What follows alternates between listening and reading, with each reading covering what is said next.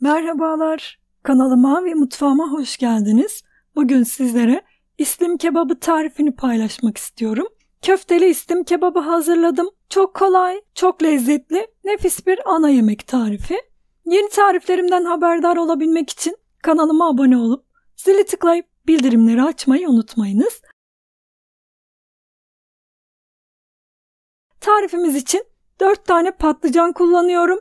Bu tarif için mümkün olduğunca kalın ve uzun patlıcanlardan tercih edin.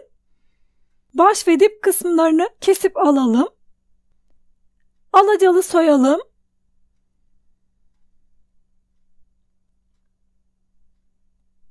Patlıcanları dilimleyelim. Ne kalın ne ince olacak şekilde patlıcanları dilimleyip hazırlayalım. Çok ince yapmayın. Çok ince yaparsanız kızarınca yok olup gidecektir. O yüzden çok kalın da yapmayın. Bu defa saramazsınız. Yaklaşık ben bir tane patlıcanı 4 veya 5'e böldüm. Tuzlu suda bekletiyorum. Bir tepsi üzerine yağlı kağıt aldım. Yağlı kağıt üzerine biraz sıvı yağ sürelim.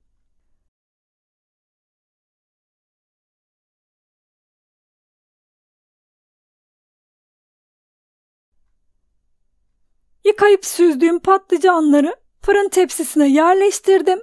Üzerine sıvı yağ gezdiriyorum. Fırında kızartacağım. Eğer isterseniz yağda da kızartabilirsiniz. Ama fırında çok hafif oluyor. O yüzden ben fırında kızartmayı tercih ediyorum.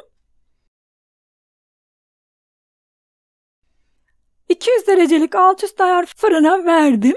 Patlıcanlar kızarırken biz de köftesini hazırlayalım. Köftesi için 400 gram kıyma, bir tane kuru soğan ve bir diş sarımsağı robotta çektim. Bir tane yumurta, yarım su bardağı galeta unu, tuzunu ekliyorum.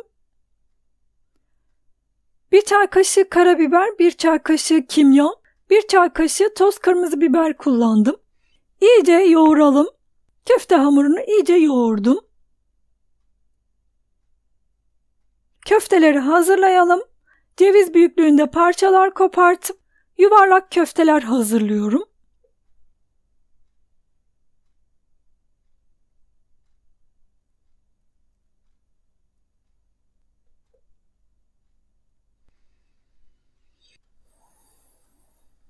Köfteleri hazırladım. Köfteler hazır. Bu arada patlıcanlar kızardı. Fırından çıkartıyorum. Aynı şekilde köfteleri de 200 derecelik alt üst ayar fırına verdim. Fırında kızartıyorum. İsterseniz yağda da kızartabilirsiniz. Köfteler kızarırken biz de sosunu hazırlayalım. Bir diş sarımsak, biraz sıvı yağda hafif kavurdum. Bir yemek kaşığı domates salçası ekledim. Salçayı da biraz kavuralım. Üzerine 1,5 su bardağı su ekledim. Tuzunu ekliyorum.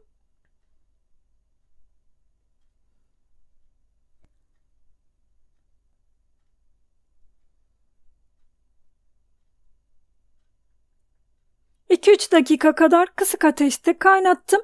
Sosumuz hazır. Bu arada köfteler de kızardı. Fırından çıkartıyorum. Üzeri için yeşil biber ve çeri domates kullanıyorum. İslim kebabını hazırlamak için 2 tane patlıcanı artı şeklinde bir tabağa yerleştirdim. Ortasına bir tane köfte koydum. Videoda görüldüğü gibi kapatıp kürdanla tutturuyorum.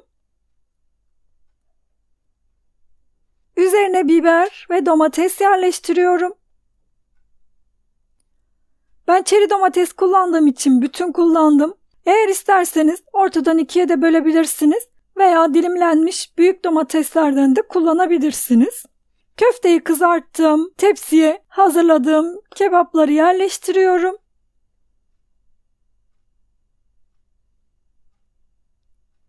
Biraz köftelerimden arttı. Eğer isterseniz 6 tane patlıcan kullanarak tüm köfteleri yapabilirsiniz. Veya 300 gram kıyma kullanarak da 4 tane patlıcanı hazırlayabilirsiniz. Hazırladığımız sosu üzerine döktüm.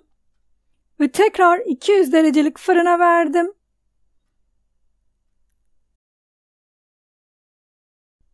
...30 dakika pişirdim. 30 dakikanın sonunda fırından çıkartıyorum.